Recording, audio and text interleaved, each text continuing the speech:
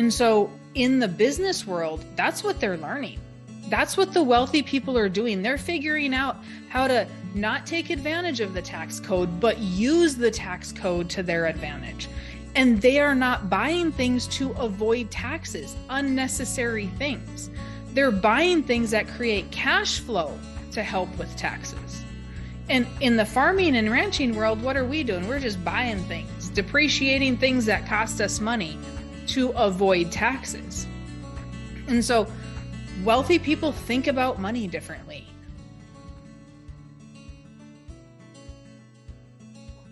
Hey, I'm Shaye, and I'm your host for the Casual Cattle Conversations podcast, the beef producer's place to explore new ideas and management practices to improve their lifestyle and operation. Now, before we dive into today's episode, I want to let you know that I am now open for speaking gigs. So if you want me to lead a workshop, be on a panel, or deliver a keynote at your next event, you can connect with me on my website, casualcattleconversations.com, and just use the contact box and I'll get back to you. So with that, let's dive right in to today's episode. All right, Mary Jo. Well, it is great to have you on the podcast. I always enjoy having fellow podcasters on the show too. And we're going to be talking about the mindset around money, because we talk a lot about management and how that relates to the cattle business on my show, but I haven't talked enough about the financial side of things. And I know you have some great insights and really work with a lot of producers. So I'm excited to hear your perspective today. But before we kind of dive into that, would you share a little bit about what you're doing within your business to help cattle operators? So if people don't know who I am that are listening to your podcast, I wrote the book, Farming Without the Bank. And so, or ranching, whatever you want to call it. It depends where you're at in the country, right? And so all I'm doing is, what'd you say? I said, or the state. Yeah, exactly. That makes a difference as well. And so I'm just helping producers look at their finances and building their own system of money to borrow from and making the bank really plan B instead of plan A. It's not necessarily about getting rid of the bank. I don't hate the bankers. People think that's the whole concept as they read the title of the book, but it's really about just showing farmers and ranchers that they can take back control of their money without having the bank have control, telling them when they can buy cattle, when they have to sell cattle, what they have to feed, all that good stuff. So what would you say is like the biggest difference you see in farmers and ranchers once they take the liberty to make those changes and start making the bank plan B? Like, how are they operating different? How is their morale different? Like, what's the biggest difference that happens when they make that change? That's actually a really good question that nobody has ever asked me before. It is liberating. Like it is so fun to get the emails that have said, hey, you know what? I just bought cows today and I didn't have to go to the bank, or the bank told me, no, I can't buy sheep. And I said, well, you know what, to you, and I'm just going to go to my life insurance policy and borrow that money. Because at the end of the day, what I teach is infinite banking and using whole life insurance. And so when we've built the system enough, we can do that. Even now in today's world, where we're at the moment of this recording, is 8 to 9% interest, or 9.25%, 9.5%, I think is the highest I've heard on operating. And it's been really, I've had a couple of clients say, oh, I've not had to use my cash value for operating. And now I'm going to, because it was at 4%. So I was using the bank, and now I get to go to my policy and I don't have to worry about it. I can, use the bank as plan B and use my policy because it's cheaper interest, and they get control of that money, control of the payback. And so it's super, it's just, you can just hear the relief in their voice. The stress level goes down. And once you start building your system of money and you start getting away from the bank, you pay closer attention to your numbers. You pay closer attention to just how money works. Because the problem is we're not taught how money works. And so a lot of people think, oh, I'm just selling some life insurance, right? It's a concept and a thought process around money and utilization of that money. We don't utilize our money that is most efficient for cash flow. And so once they read the book and it opens up their mind, like they don't look at that cow at the same anymore. Like she might not just be some purebred in the herd. It's what kind of cash flow is she producing? Because at the end of the day, we need cash flow to be able to pay our bills. Absolutely. So you said it's a thought process. So what mindset changes do you have to kind of coach people through so that they can change that thought process? Depends where their thought process came from. Right? So if they've always been told you can't make money farming, or you can't have that, or maybe I was a big Dave Ramsey fan and we can't buy that because we can't afford it. And so there's just a lot of things that I'm over here saying, really? You can't buy it? Instead of how can you buy it? Because we're not taught to think like that, right? We're not taught to say, okay, maybe we should go to the bank and maybe we shouldn't use our own cash value to borrow against. Another one is cash is not king.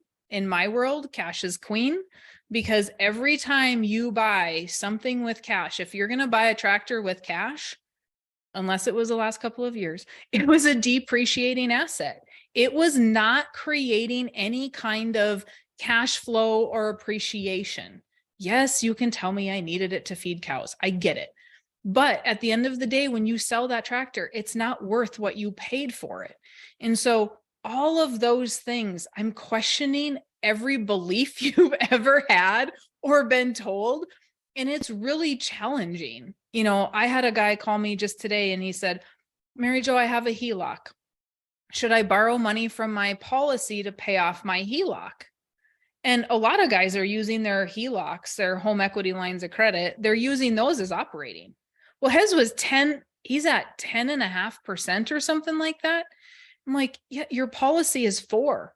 Yes, borrow from your policy, pay off the HELOC, and then pay your policy back for what you were doing. But we just got to control that. So it takes time to make those mindset shifts, because we're programmed from birth.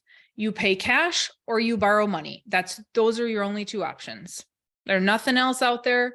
We're not taught to create cash flow. We're just taught to just do what everybody else does and never question how wealthy people get wealthy. You know, like if we have a rancher that's really successful, why? What did he do to get there? And a lot of us in our mindset will say, well, he screwed somebody along the way. We don't like him. We can't like him because he's wealthy. Is he? I mean, some people do, right? So not everybody's a good person, but not everybody's a bad person either. And so what did they do to become successful that maybe we're not doing? And a lot of times our jealousy kills the curiosity of even asking what they did. So immediately we go to the negative spot. And so it's just like, it seems like it's not just 1 or 2 things that I'm kind of breaking down. It's everything sometimes. So you brought up the point, what do wealthy people do to get wealthy?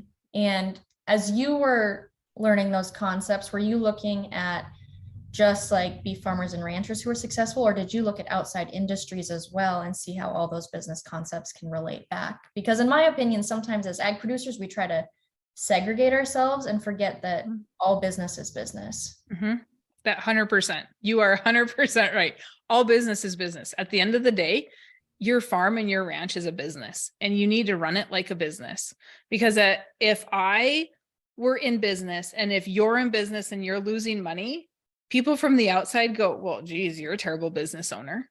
If Ace Hardware is losing money, well, they're a terrible business owner. How can they be losing money, right? Well, how can you be losing money as a farmer and a rancher?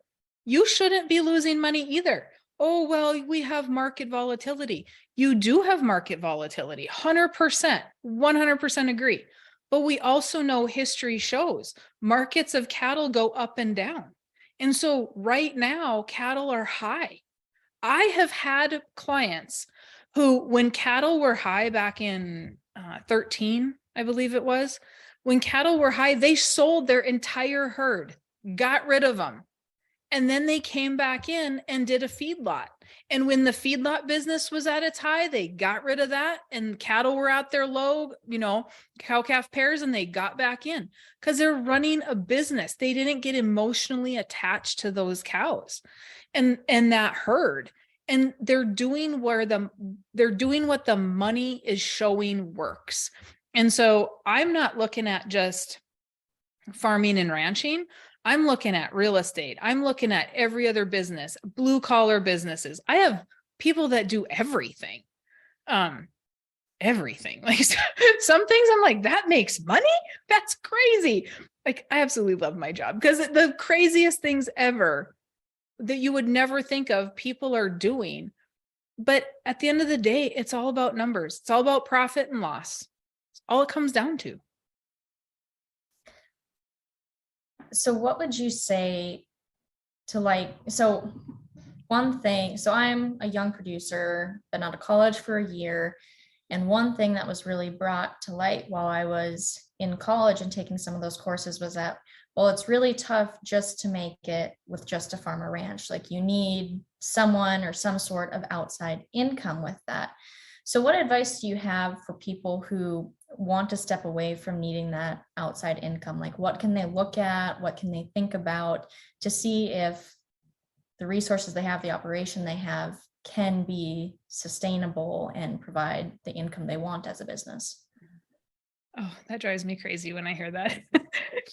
Yeah, sometimes you do need the off the farm income to get things going. I love it when my young producers have off the farm income. We can build that banking system. We can have that money, right? Like we can hoard the money and really get ourselves going. But at the same time, do we have to own the land and the cattle? I talked to a guy this week, 52 years old. He's never owned his cows. He's never owned any cows and he's never owned any land. He rents the ground and he runs yearlings. Custom grazes. Talked to several of those people over the last 13 years. The amount of money they are making is insane. You don't have to own the ground. And young people, this is what I see. Young people want to go out and they want to run to FSA and get their loan on land. And then they want to run to FSA and get that cattle note. If I see anybody fail quickly with numbers, it's when we have a land note and a cattle note at the same time. We don't have to have either. We don't have to have both. We don't have to go buy every piece of equipment. We can barter. We can lease it. We can rent it from a neighbor, right? We can build slowly. We don't have to jump all in and have everything at once. Typically, and I don't care what age you are, this isn't an age thing. It's a human nature thing. When we start farming, we want everything all at once. So we can say that we farm. Well, if we're starting a ranch, is there something else we can do on the ranch to make money? Agritourism is massive right now. Do you want to do agritourism? I have people that have you-pick gardens. They have you-pick flower farms. They're doing pumpkin patches. They're bagging their, they might have a little piece of ground, like maybe 40 acres or something. Instead of selling that corn, they're bagging it. And then they're selling the bags to people feeding squirrels and deer, and they're making more money than what they would have got if they hauled it into the elevator. We just have to be super creative with what we're doing and look outside of what's normal. Because if you want to stay on the farm all day and you don't want to punch a clock, what else can that farm do to produce income that can replace the income of what you're doing 8 to 5? Right? I don't care if it's growing microgreens. I really the amount of things you can do is insane. It's just that we don't think about it because someone in our family is going to say, well, Shaye, you have lost your ever-loving mind. You're going to grow microgreens? What? That's not going to work. Okay, tell the guy that's growing microgreens making $20,000 a month in their basement. Tell them that, right? Tell the lady that's doing a flower garden or a flower farm, sorry, because her husband they have some cattle and they have this extra acreage and she's selling flowers at the farmer's market or she's selling flowers to the flower shop. Tell them that it doesn't work. It's small thinking that keeps us in that process. And it's sad. It's sad and it makes me angry that your college professors told you that. Makes me mad. Not okay. I mean, but like that's a mindset. And that's, maybe something they were told, and it maybe wasn't directly said, but that was a lot of the conversation. And but like you said, you have to think outside the box, and we get caught up in this.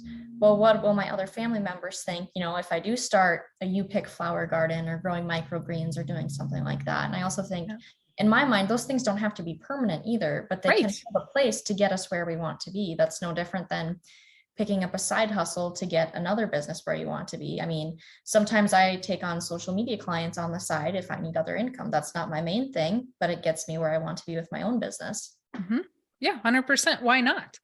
This is the thing that I see. Hey folks, it's Shaye here, and I want to personally invite you as my listener to take the next steps in improving the profitability of your operation by signing up for my 2023 Rancher Mind series. The Rancher Mind program consists of producer-driven monthly calls that cover topics such as developing a reproduction program, labor challenges, cattle marketing, business development, and goal setting. I bring on industry experts each month to answer your specific questions. I also provide extra resources and a place for you to keep networking and moving forward without requiring you to leave the ranch. For more information, head over to my website, casualcattleconversations.com, and select the Rancher Mind event tab. Let's keep moving individual operations and our industry forward.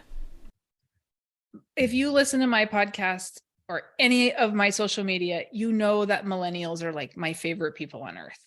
And it is because millennials are not scared to do new things. They're not scared to take a risk. And they surely do not listen to the older generation that's negative, which is fantastic. Because me as a Gen X, I still, I always listened. I mean, I didn't always follow instruction.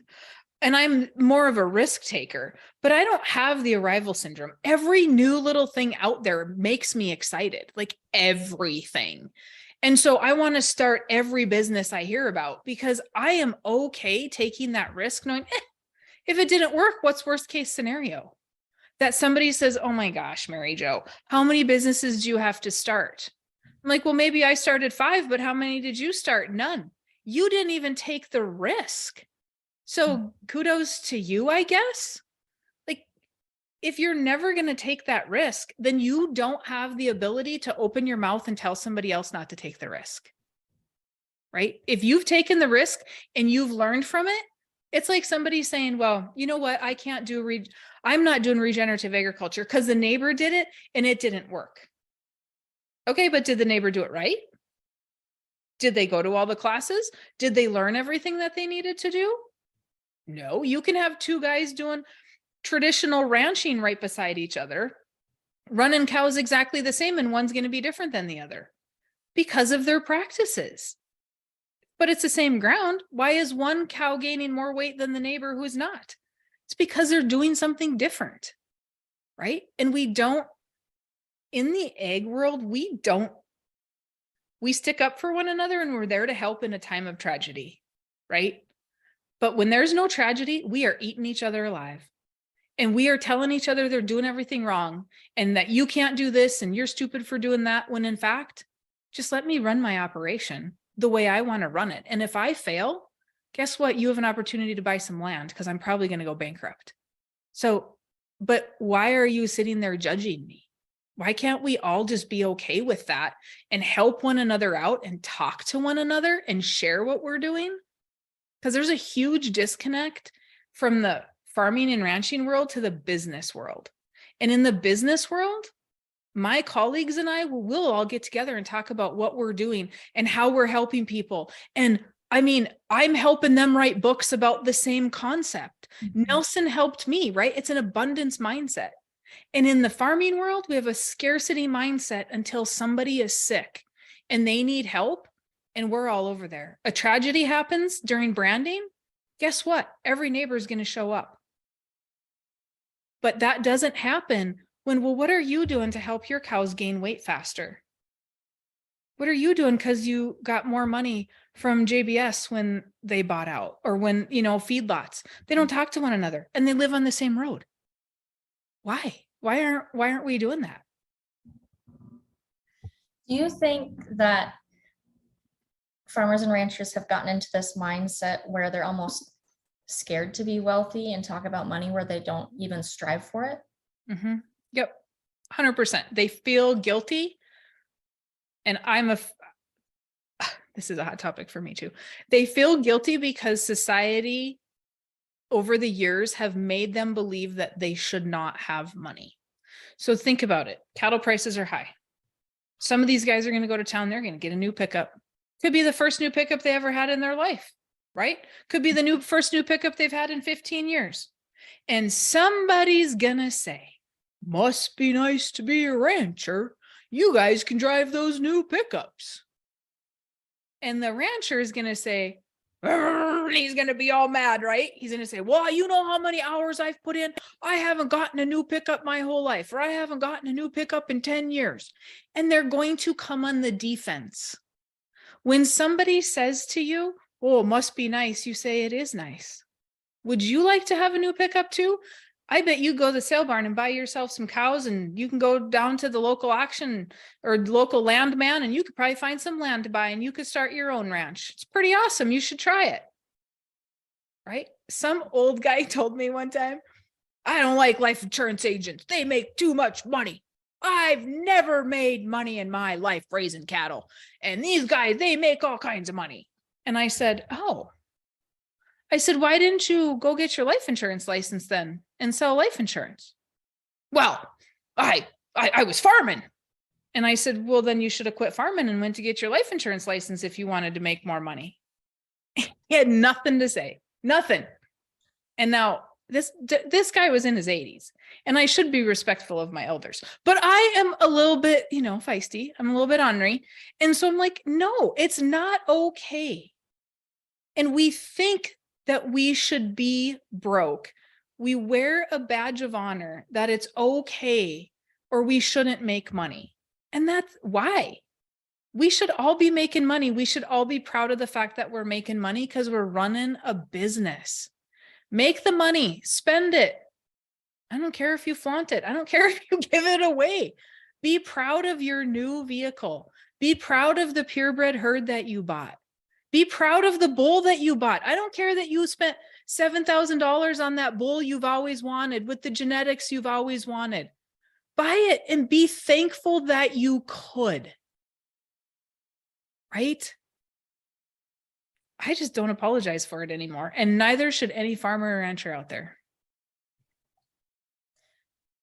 Well, farmers and ranchers do work hard, so they shouldn't have to apologize for when they do have money. Neither should anyone. I mean, ultimately, we decide what type of lifestyle we want to live. And if we're okay with having less money and want to be more minimalistic, then that's fine. That's a personal choice. But I don't think anyone should ever feel guilty for how much wealth they can create, because ultimately wealth can do a lot of amazing things for not only ourselves, but our communities and others.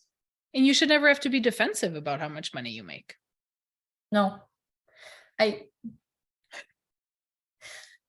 So if you could change and wave a magic wand, Mary Jo's magic wand, what is the one thing you would change about beef producers as they relate to finances, managing money, whatever it may be? What would your magic wand change if it was a reality? Mine would be the mindset that you're running a business, that your cattle are not your babies. I get that we have genetics. I came from a purebred operation. If anybody gets genetics, I understand that whole purebred thing. But at the end of the day, it comes down to cash flow. And so change your mindset that that business needs to produce cash flow. And if that means that you have to make a change, who cares what the neighbors are going to say? Because the neighbors are probably hurting financially as well. And we got to pay our bills. So you brought up earlier, before we went down this rabbit hole, about, what do wealthy people do to get wealthy? So what are some of those things that wealthy people do to get wealthy that farmers and ranchers can replicate in their own businesses? A lot of it. I'm going to think about that for a sec, because I really think a lot of it comes down to mindset. It comes down to connections. A lot of people in the business world have business coaches, right? Like I have people that I will either pay to be a business coach for me, or colleagues that I will go to, but we are all working together for the betterment. That's not happening in this industry. We are going to conferences and we're learning about, oh, what feed should we have? What extra nutrition should we be giving those cattle, right? What vaccines do they need? How can we save the extra dollar there? But we're not learning about the money side of it. And so in the business world, that's what they're learning. That's what the wealthy people are doing. They're figuring out how to not take advantage of the tax code, but use the tax code to their advantage. And they are not buying things to avoid taxes, unnecessary things. They're buying things that create cash flow to help with taxes. And in the farming and ranching world, what are we doing? We're just buying things, depreciating things that cost us money to avoid taxes. And so wealthy people think about money differently. Wealthy people utilize money differently. I mean, when I talked to about, I looked a couple of weeks ago, I've just kind of looked back. I've talked to about 1,000 farmers a year, one-on-one. Okay. I look at all those numbers. I see all those numbers. So a lot of people will come in and be like, you don't have a clue what you're talking about. I can see who's making money, and the people that know their profits and their losses, and they break them all out, and they're doing some sort of ranching for profit type enterprise system. I don't care if you go to ranching for profit or not, but if you're breaking out those enterprises and looking at those costs, that is, you're running a business. Business people in the real world run a business. So hang out with those people. Wealthy people love to tell you what they're doing. Very few will say, forget it, I'm not telling you. Except, I mean, in the farming world, they might. And in the ranching world, they might. But they're in the business world, they're probably not. It's a management of people. How are you managing your people? How are you running your family operation and managing the people?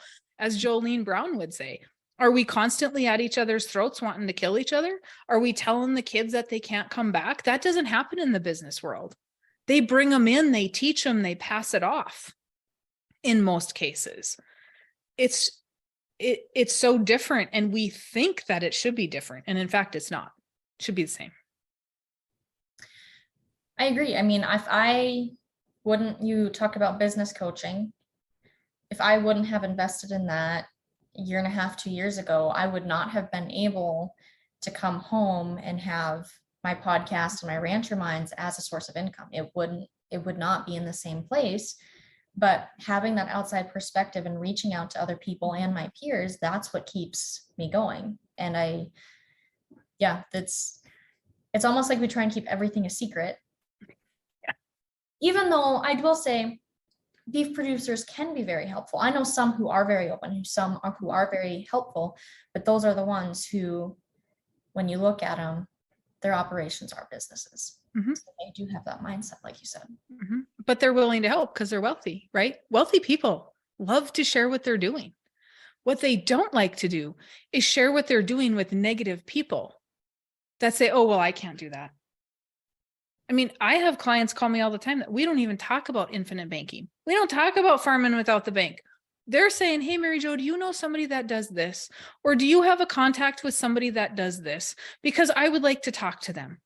And most of the time, my clients are more than happy to talk to each other and share their experiences. Oh, we're doing direct to consumer. We're doing cut flowers. We're doing pumpkin patches, whatever. They're more than happy to talk to one another and help each other out and answer those questions and see if it works for them. But if you want to shut a wealthy person down, like if somebody asked me, oh, Mary Jo, how do I do what you do? And then I tell them everything and they go, oh, but I can't do that. My head wants to explode, Shaye, because I'm like, what do you mean you can't do it? You can't do it because you think you can't do it, right? It literally comes down to what you think. So there you go. Well, I guess you're not going to do it then. And I just wasted my time. And so if you do have somebody wealthy that's standoffish, it's probably because they're just so tired of people asking for advice, but not ever taking it and doing anything with it.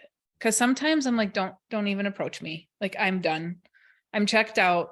I cannot answer one more question from somebody that's not going to actually do what I suggest, or at least research it and try it.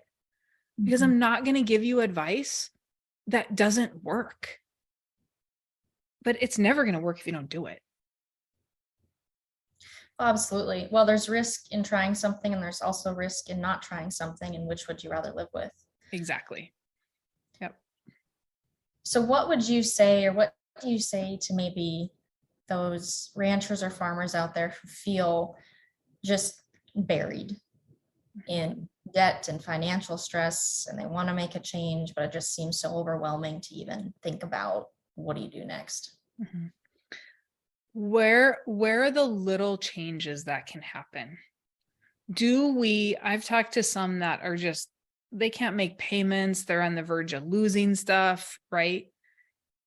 And it's really ironic that at that point, what's keeping us there? Is it emotions?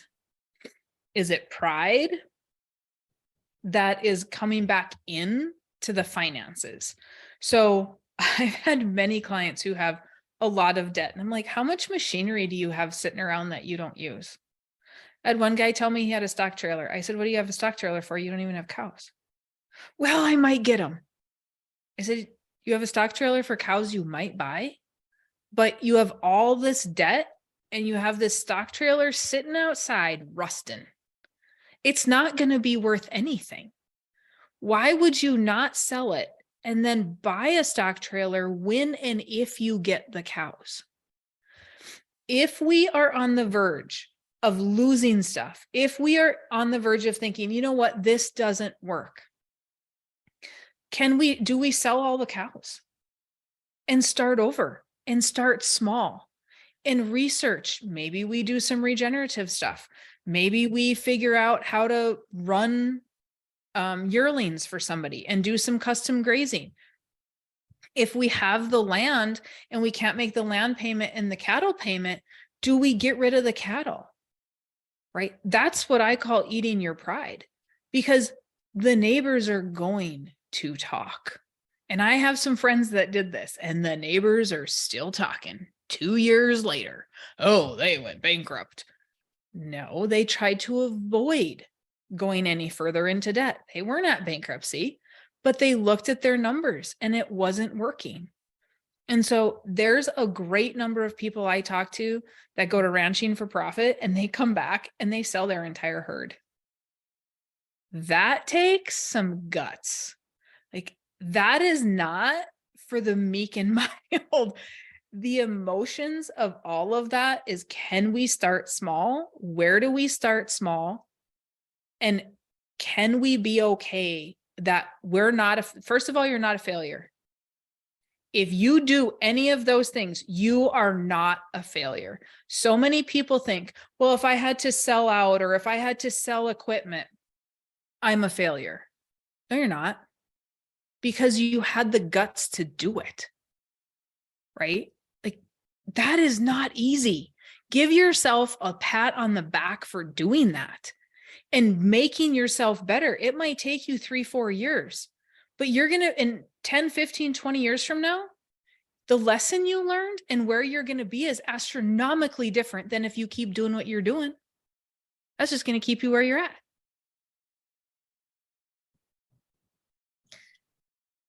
So as we kind of wrap up today, where can any farmer or rancher start to change their mindset? Because that's what this was ultimately about, was that it comes down to our mindset. And like you said, understanding that it's a business, we're not failures. If we do have to change something, and it's okay to do something different. So where does that mindset change start? For me, shut off the radio. Stop listening to talk radio. Stop listening to the news. We think everything is going to be doomsday. So be aware of what's going on. But do we have to listen to it all day long, right? In my book, it's about mindset. In Nelson's book, my mentor, it's about mindset. Start reading stuff that's about mindset. Start feeding your brain with podcasts, with information. Like, I don't care if it's self-help, abundance versus scarcity. Read as many books. Get as many books on audio as you can about abundance, on podcasts. Those things are huge and they're free, right? Podcasts don't cost you anything. There's so many good ones out there. You know, my friend Jason has, I can't believe I forgot it. What's his podcast? It's all for farmers and ranchers as well. Egg State of Mind. Oh yeah. Jason's been on my show before as a guest. Oh, okay. Yeah. Well, good. Go listen to him. He's amazing, right? Like those. Yeah, he talked about comparison syndrome actually, which ties into kind of what we talked about today.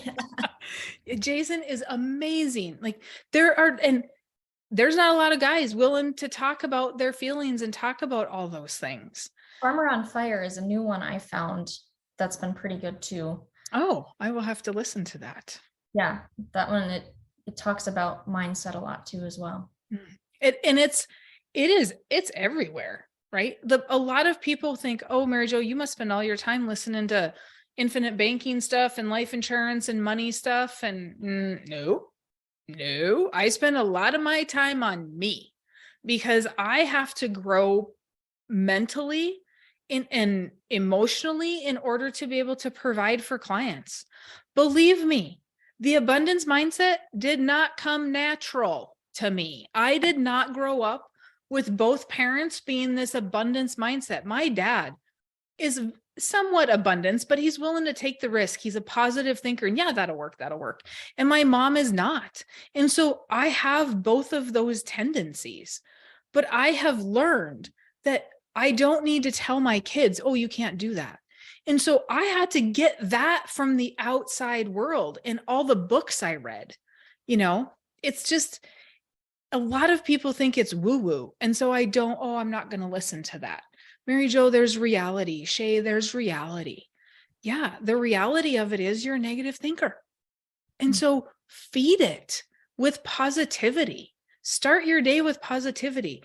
If something's bad is happening, I've come to if anything bad happens, I'm like, ooh, what is God teaching me in this moment? Like, there is a lesson here. And what is the lesson? Like, everything to me is a lesson or a teaching. And it's just, now it somewhat comes natural to spin that, but I would start with anything. Even just shutting off the news will make you a happier person. Well, Mary Jo, thank you very much for sharing your knowledge and insight and personal experiences today in this podcast episode. It was great to visit with you. Thanks for having me. I appreciate it.